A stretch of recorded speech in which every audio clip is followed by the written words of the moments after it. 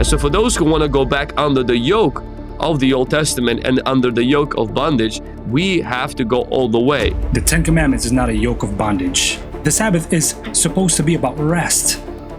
There's no bondage there. Slaves don't rest. Sacrifices. What is it talking about? Is this talking about the seventh-day Sabbath or feast days? There's error in this man's theology. At the same time, we don't have an excuse. I saw this video from another YouTuber, Christian YouTuber, I guess. I think he's a pastor. His name is Vlad, and he talked about the Sabbath. And let's see what he has to say about the Sabbath. Here we go. What is the practice of the New Testament concerning the Sabbath? A few things that we need to keep in mind. The New Covenant does not command any particular day to be observed by Christians. And you can find that in Romans chapter 14 and Galatians chapter 4. Let's take a look at Romans chapter 14 and Galatians chapter 4. Romans 14, starting from verse 1, Him that is weak in the faith receive ye, but not to doubtful disputations. For one believeth that he may eat all things, another who is weak eateth herbs. So eating all things and eating only herbs. Okay. Let not him that eateth despise him that eateth not. So let not him which eateth not judge him that eateth, for God hath received him. Okay. So this is so far talking about eating and not eating. One man esteemeth one day above another, another esteemeth every day alike. Let every man be fully persuaded in his own mind. Okay. So now this is talking about a day. So earlier it's talking about eating and not eating. Now it's talking about a day. What day is it talking about? A lot of people make assumptions and say this is talking about the Sabbath. Is it talking about the Sabbath? Or is it talking about Wednesday? Or is it talking about a feast day? Or is it talking about a day in which you would fast? What is it talking about? Again, in the context, there's no Sabbath there. He that regardeth the day regardeth it unto the Lord, and he that regardeth not the day to the Lord, he doth not regard it. He that eateth to the Lord, for he giveth God thanks, and he that eateth not to the Lord, he eateth not, and giveth God thanks. So this again is talking about eating and not eating. So it's talking about a day. Is it talking about the Sabbath? It doesn't say. So for us to insert the Sabbath in there and say, oh, this is talking about the Sabbath, so you guys don't have to keep the Sabbath anymore. It's simply not in there. Back then, and you can see this in Matthew, and I believe it's in Mark, when the Pharisee was praying to God, saying, hey, look, I fast twice a day. I'm not like this publican, right? This publican is, they don't fast. All these sinners, they don't fast twice a week. I fast twice a week. And this Pharisee was boasting about his fasting in the days that he would fast and also the days that he would eat. Okay. So he's talking about the days, he's regarding the days that he would fast more sacred than the days that he would eat. In that mindset, in that Jewish mindset, is Romans 14 talking about the Sabbath, or is it talking about days in which they fast and days in which they eat? If you look at the context, it's not talking about the Sabbath. Sabbath is not even mentioned there. Sabbath is not mentioned in that chapter of Romans. In fact, I say this over and over again, Sabbath is not even mentioned in the book of Romans. Okay? So we can rule out the Sabbath in Romans 14. So for this pastor to say that, this is talking about the Sabbath, where is it talking about the Sabbath there? In fact, when it comes to which day we observe as a day of rest, it's really open to believers. We see that under the New Covenant. Okay, so he said it's open to believers on what day we should rest. It's open to believers. It's under the New Covenant. Before we take a look at the New Covenant, let's first look at God's law. It says right here, remember the Sabbath day to keep it holy. 6 days shalt thou labor and do all thy work. So this is God's law, right? He wrote it with his own finger. 6 days shalt thou labor and do all thy work. The 7 days, the Sabbath of the Lord thy God. It's not the Sabbath of the Jews. It says there, it's a Sabbath of the Lord thy God. In it, thou shalt not do any work. This is God's law. Now, is there a distinction between God's law and Moses' law? Yes, there is a distinction between God's law and Moses' law. Daniel's prayer. Okay, 70 years have already passed. It's the 70th year already. remember that there is a prophecy in Jeremiah that they will be captured, or they will be taken for 70 years because they disobeyed God, right? The Israelites. And now Daniel remembers that, 70 years. Now he's praying, "O Lord, to us belongeth confusion of face, to our kings, to our princes, and to our fathers, because we have sinned against thee." What is sin? Transgression of the law. What law? God's law, the Ten Commandments. "To the Lord our God belong mercies and forgiveness, though we have rebelled against him. Neither have we obeyed the voice of the Lord our God to walk in his law," God's law, "which he set before us by his servants, the prophets. Yea, all Israel have transgressed thy law." He's talking about God's law. "Even by departing, that they might not obey thy voice. Therefore the curse is poured upon us, and the oath that is written in the law of Moses, the servant of God." So he says, hey, look, we transgressed your law. Therefore, Moses' law, the curses that are found in the Mosaic law, are poured upon us. So there's a relationship between the law of God and the law of Moses. There's a distinction between the law of God and the law of Moses. God's law, Moses' law. What is God's law? The law that is written with his own finger. Moses' law has the curses and things in it. So Moses, if you go to Deuteronomy 31, Moses wrote the law, not God's law. God's law is the Ten Commandments. Moses, with his own handwriting, wrote the sacrificial laws, the dietary laws, all these other laws. He's the one that wrote these things and put it on the side of the ark. The Ten Commandments were put inside of the ark. The law of Moses, the book of the law, was put on the side of the ark. That's in Deuteronomy 31. Okay, so there's a distinction between God's law and Moses' law. Daniel says, "We transgressed thy law, God, your law. We transgressed your law. Therefore, those curses are poured upon us that are written in the law of Moses." So if we transgress God's law, the curses that are written in the law of Moses, separate law, are poured upon us. Okay, so it's a separate law. Now, the brother here talked about the new covenant. Let's take a look at what is the new covenant. Let's go to Jeremiah 31. Jeremiah 31, starting from verse 31. Look what it says. "Now behold, the days come, saith the Lord, that I will make a new covenant with the house of Israel." By the way, the new covenant is not for the Gentiles. The new covenant is for the house of Israel. So if you're a Gentile, you must be an Israelite. You must become an Israelite, a spiritual Jew, in order for you to be under the new covenant. Okay? "Behold, the days come, saith the Lord, that I will make a new covenant with the house of Israel and with the house of Judah, not according to the covenant that I made with their fathers in the day that I took them by the hand to bring them out of the land of Egypt, which my covenant they break, although I was an husband unto them, saith the Lord. But this shall be the covenant that I will make with the house of Israel after those days, saith the Lord. I will put my law." Whose law? The Mosaic law? Nope, not the Mosaic law. God's law. He says, "I will put my law," Sabbath included.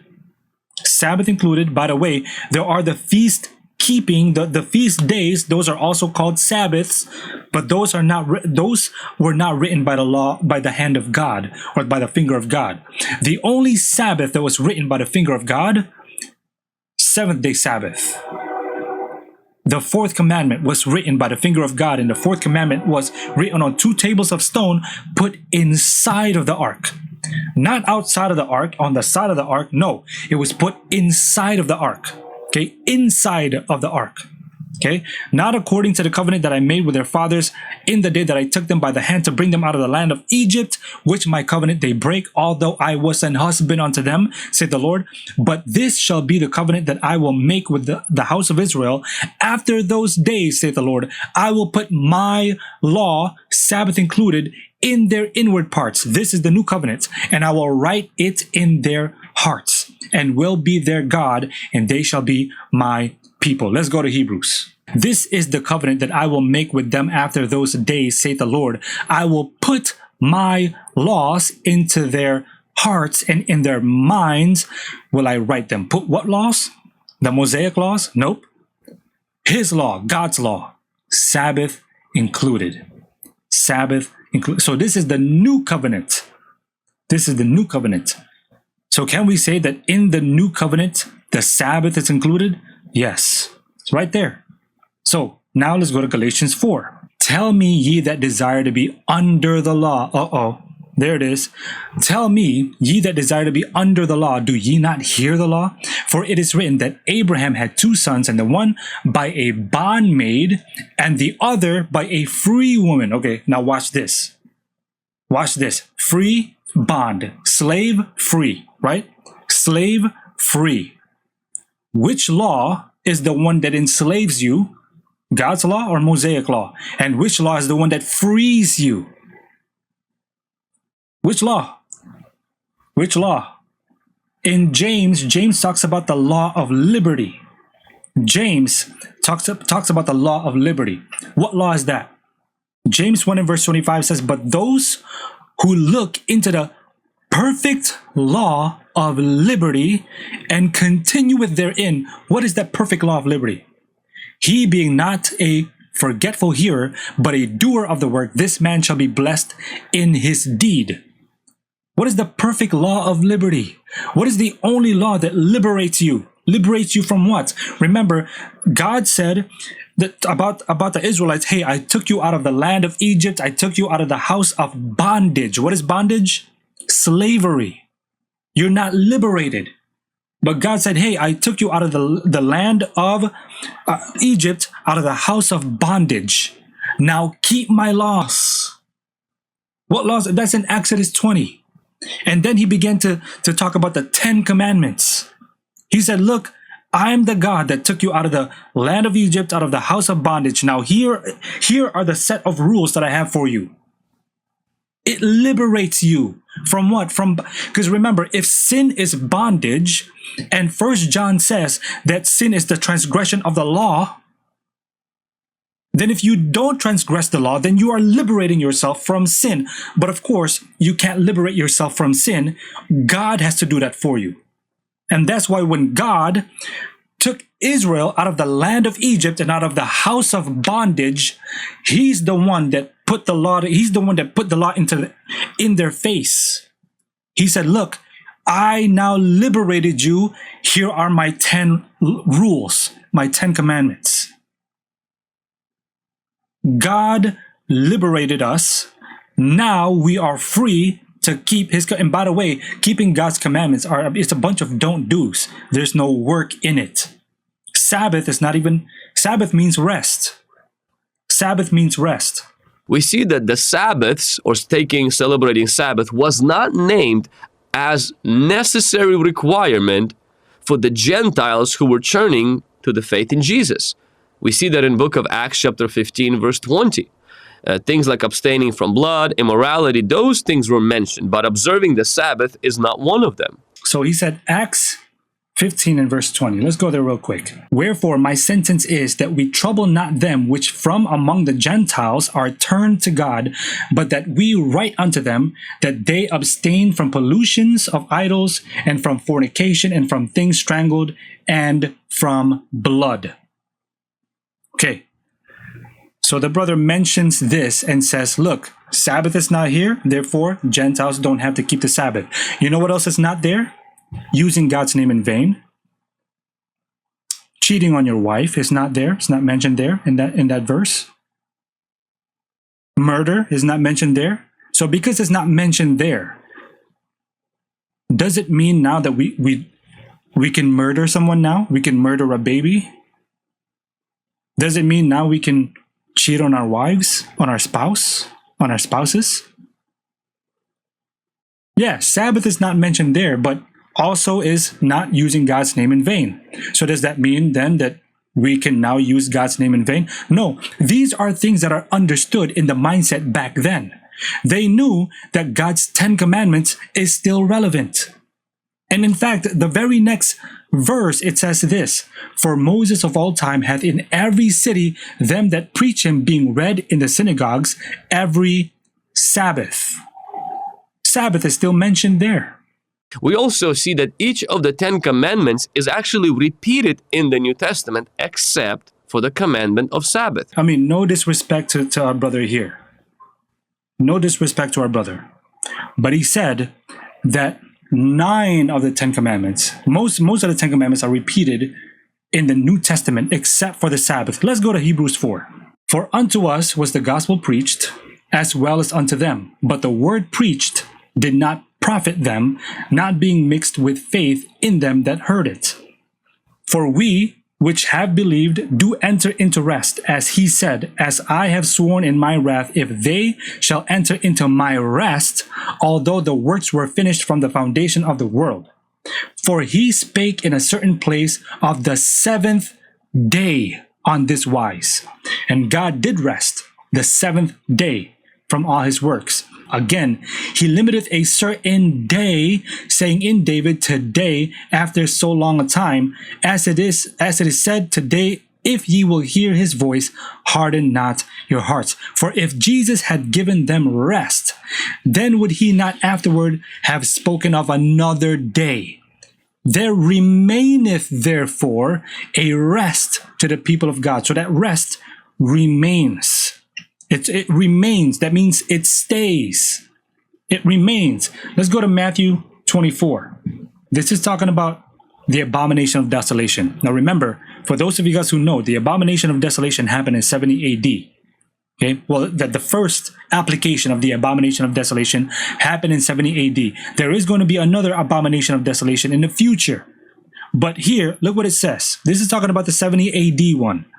When ye therefore shall see the abomination of desolation spoken of by Daniel the prophet stand in a holy place, then let them which be in Judea flee into the mountains. And by the way, 70 AD, was that before or after Jesus Christ ascended?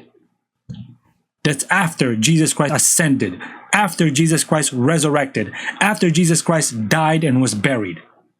Then let them which be in Judea flee into the mountains. Let him which is on the housetop not come down to take anything out of his house.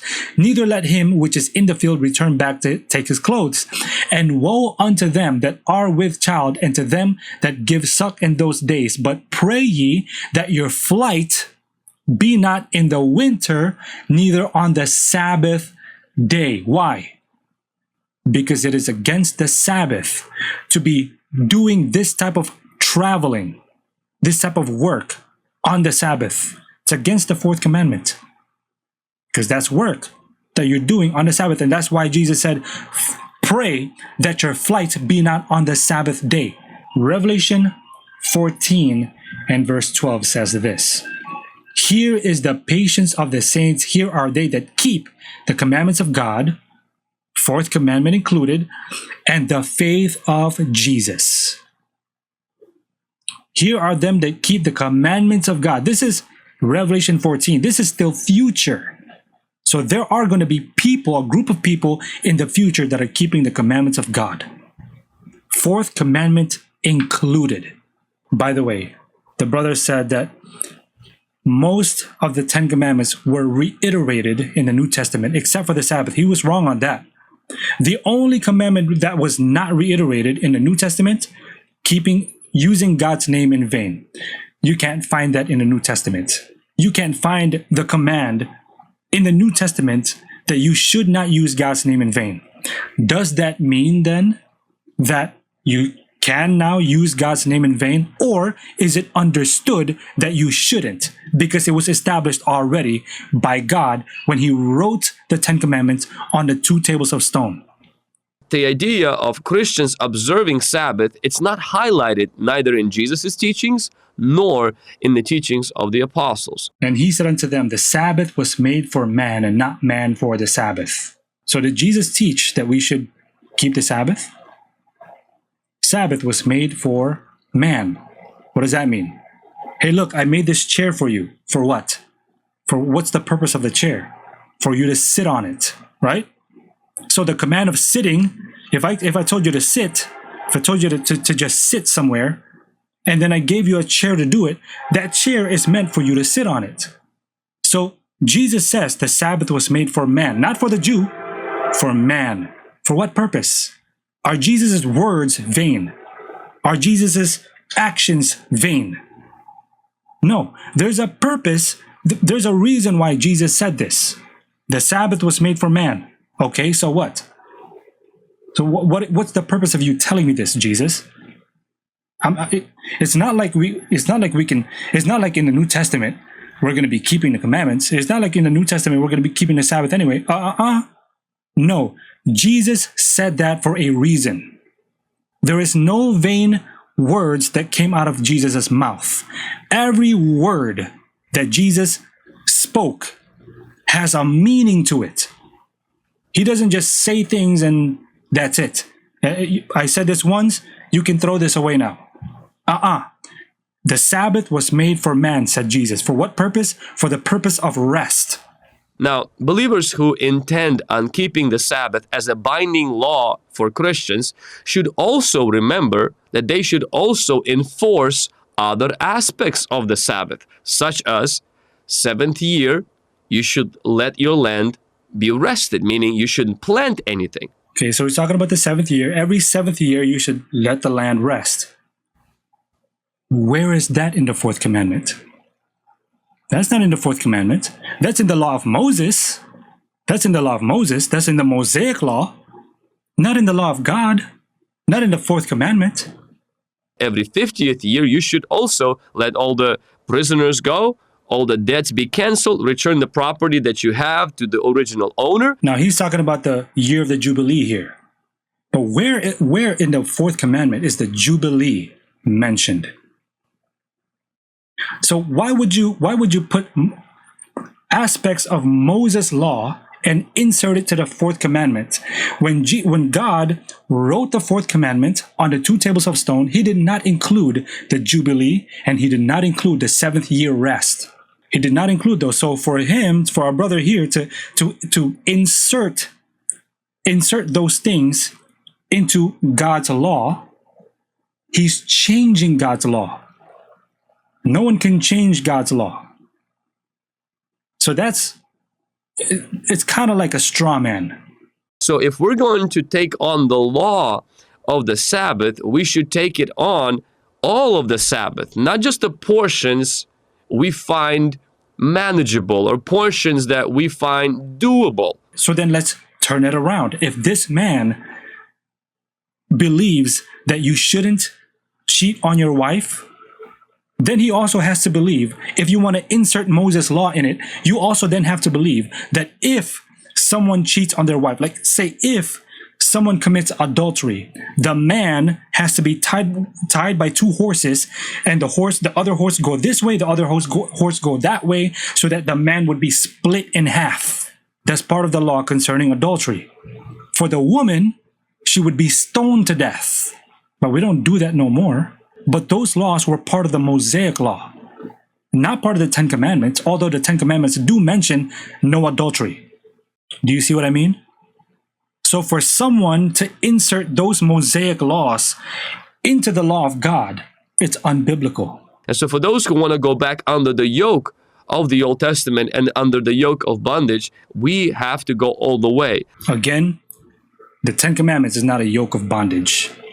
In fact, Ten Commandments has no works in it. There is no bondage in the Ten Commandments. In fact, the Sabbath is supposed to be about rest. There's no bondage there. Slaves don't rest. Slaves don't rest.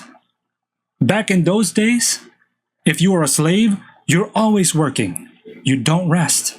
So for someone to call the Sabbath bondage, or even the Ten Commandments as bondage, totally unbiblical. That's actually I'm sorry to say this, but that's actually a demonic doctrine.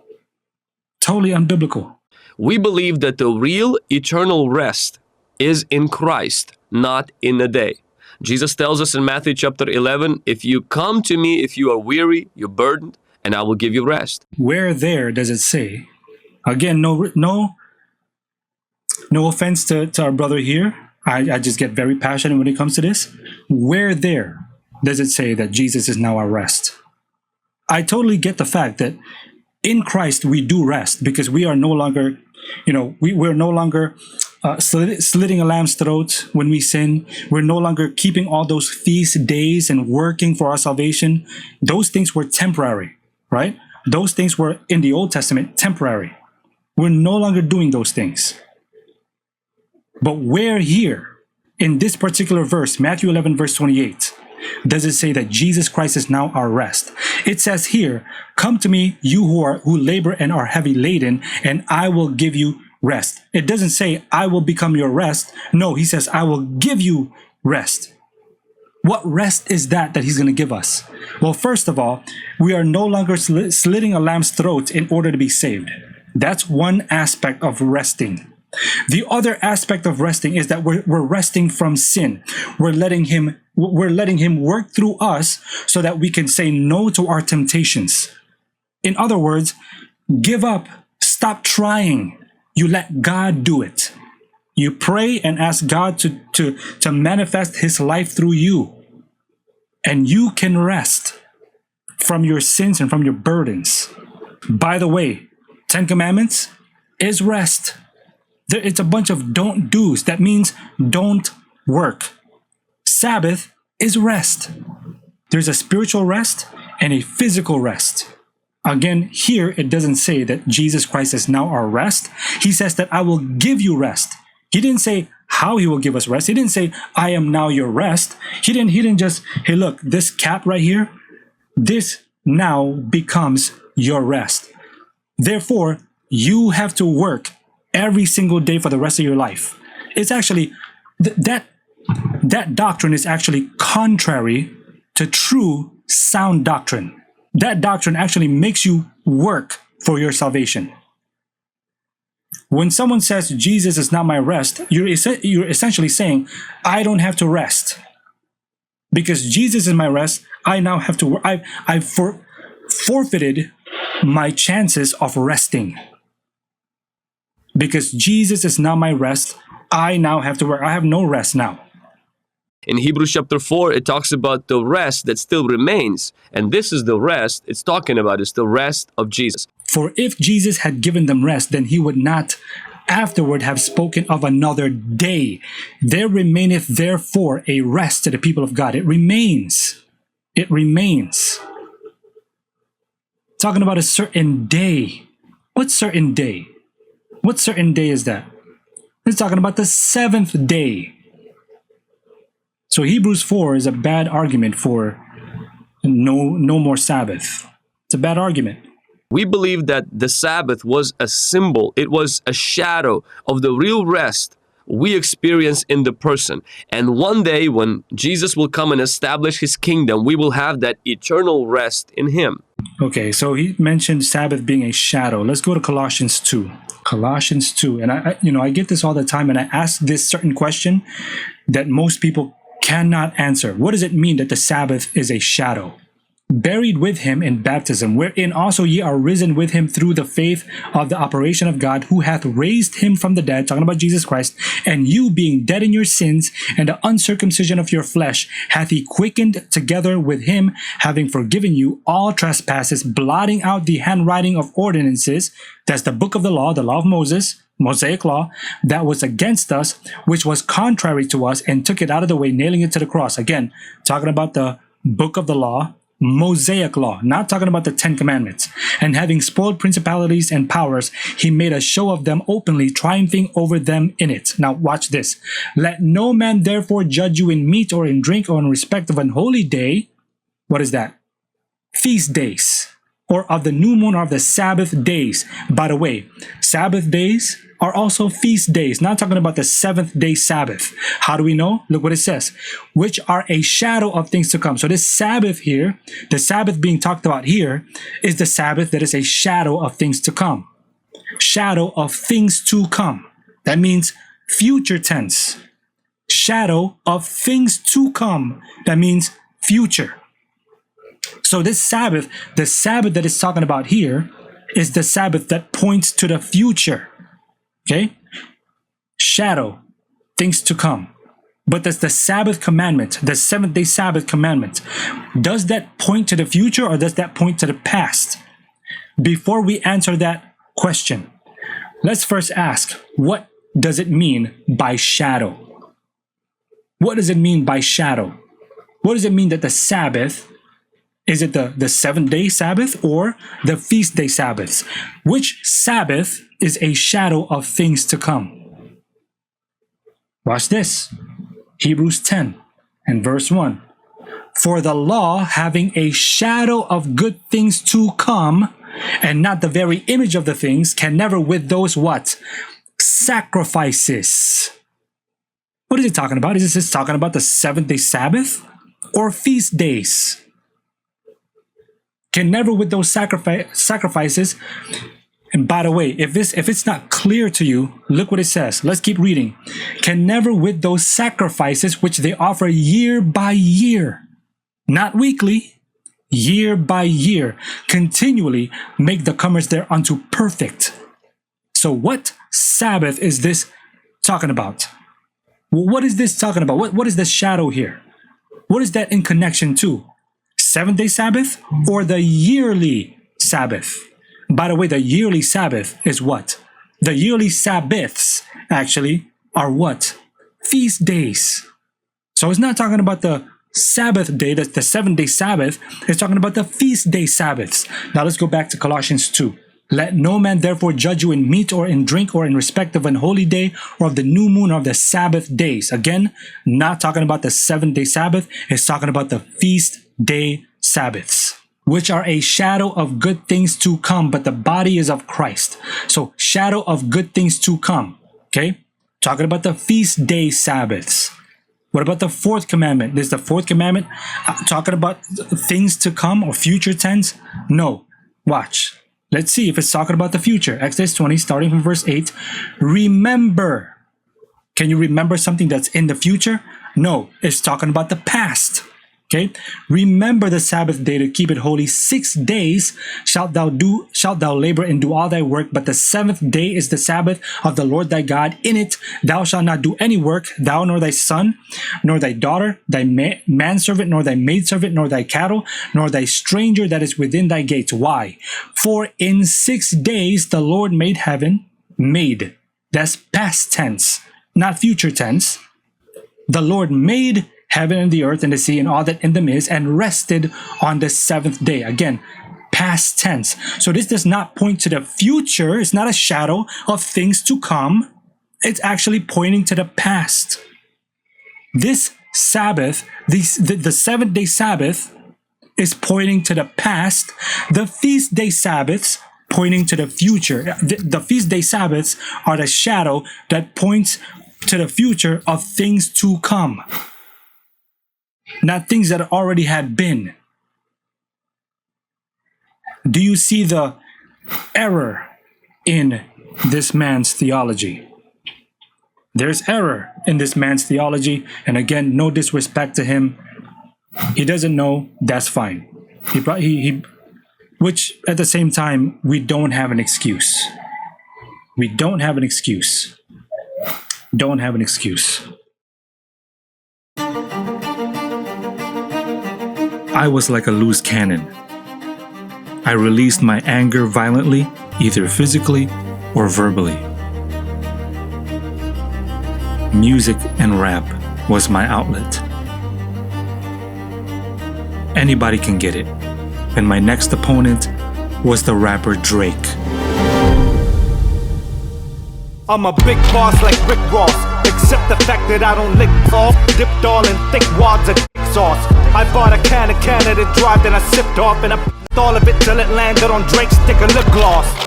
And so again, there's that mentality, this spirit of competition that is purely demonic.